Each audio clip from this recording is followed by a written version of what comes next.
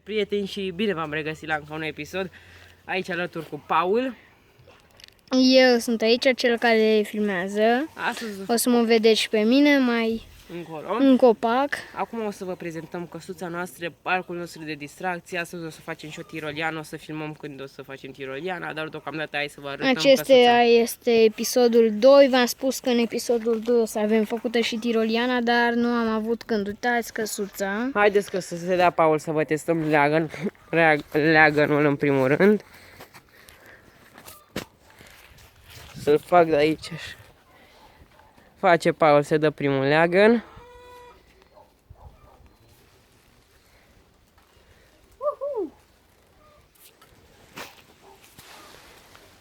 Așa, uitați, nu are nimic copacul.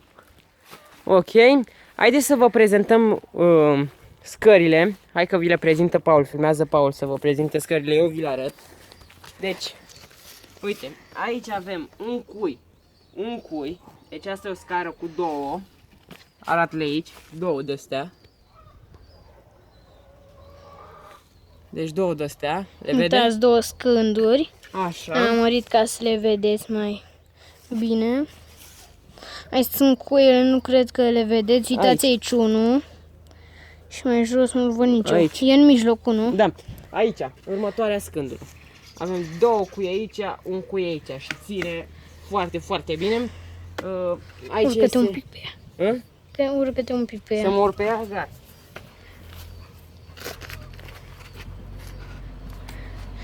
Uitați. Bă,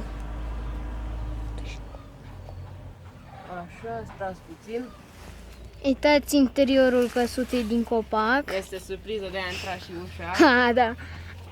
Scuzați-ne că vi l-am arătat, o să fie surpriză pentru câteva minute mai încolo. Uitați, aici pot...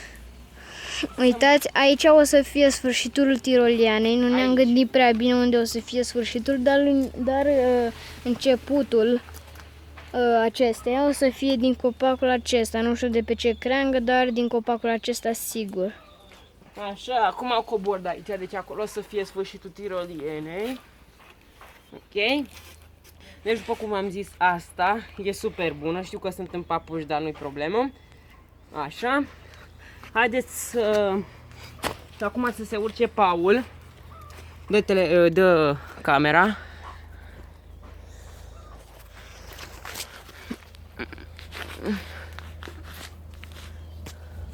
Uitați, avem aici încă o scândură. Mărește puțin ca să vadă.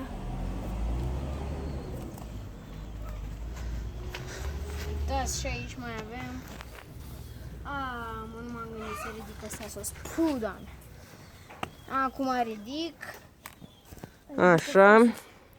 Aici, nu să vă las după aia pe balcon. Ok, când urc și eu în căsuță o să mă vedeți Uitați sus. aici. Uitați să vă, Așa, am uitați să uitat. vă arătăm ceva. Uitați. Sunt multe locuri unde putem să stăm. Aici. Pe asta. Aici, uitați, aici este un înălțător pe care puteți să puneți piciorul. Uitați, ai mărit? Da. Așa. Aici mai este alt loc. Aici. Șezare. Uitați, astea sunt două scânduri de siguranță. În caz că vei cădea, te prind, cazi în ele, mai bine decât să cazi jos. De siguranță. Siguranța noastră. Așa, eu urc acum și o să mă vedeți sus. Și iarăși am uitat să vă spun, uitați, avem și de asta de siguranță aici. Ne arată Paul. Ați spus să cad așa, iar dacă sunteți în picioare pe această scândură, cădeți pe aceasta. Și este în siguranță totul. Dacă stai pe scândura asta, n-are ce să se întâmple, și rezistentă, două scânduri. Uite aici. Aici sunt două scânduri, deci n-ai problemă. Da, hai că urc și eu. Să se urce și Alex. Deci, dragi prieteni, un pod suspendat, două, mai bine spus, eluri, pe care este zis un pod suspendat de noi. Aici avem și o masă. Aici încă una, nu știu dacă v-am arătat-o, nu cred. Aici sau nu se vede nimic. Sunt numai frunze, am tăiat eu astăzi niște frunze, dar Alex mi-a spus ca să rămână umbră. Da, acolo mai avem un L, O scândură, o scândură. ca să nu Aici, se rupă. Și aici mai avem o punte. da. Aici avem o creangă de care putem să ne ținem. Uitați. Aici scândura pe care stau eu mai jos. Aici avem și un L-am arătat la băieți. înțător de Aici putem să ne punem un suc, ceva. orice, mâncare, apă. Și aici la fel, asta preferăm să o ținem pentru unelte. Ne cerem scuze că nu e foarte, foarte curată. Deci e ceva înălțime.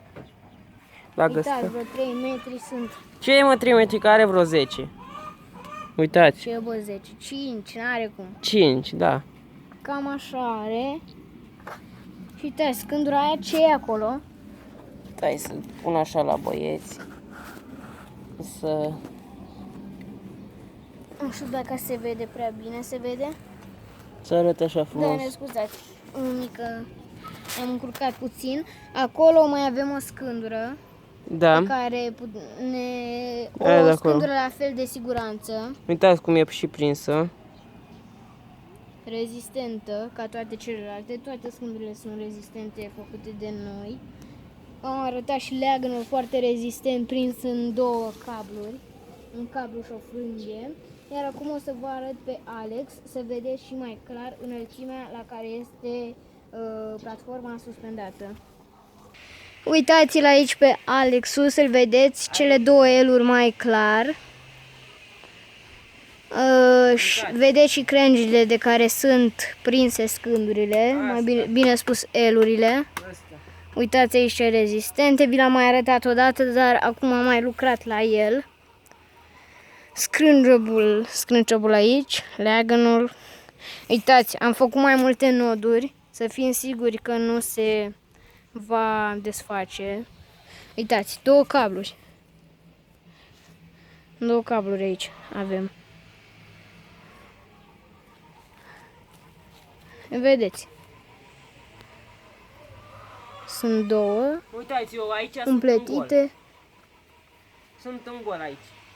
Dacă Uitați. nu aveam elurile astea, noi nu puteam să facem nimic. Paul Uitați. mi-a dat ideea cu elurile. Bă, fă și tu niște eluri ca să stai. Am făcut eluri, băi frate, și a avut o idee bună cu elurile astea. Nu, Paul? Da. Eu zic că e destul de mișto. Bună, Paul. Față de altele, e bine. Da.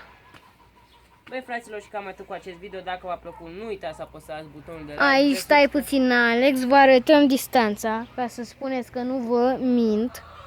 Distanța dintre platforma și pământ. Uitați, e destul de mare. E mare, cred eu. Nu? Așa, să nu uitați să apăsați butonul de like, de subscribe dacă sunteți noi pe canal. Și cam atâta, dacă sunteți noi pe canal, apăsați și voi pe clopoțelul acela de lângă subscribe ca să fiți notificați de fiecare dată când eu și Paul postăm. Da, de aici, de la bunica noastră, vă spun la revedere, Paul. Dorin Alex vă spune la revedere și Paul, pa, pa! Pa, pa, la revedere.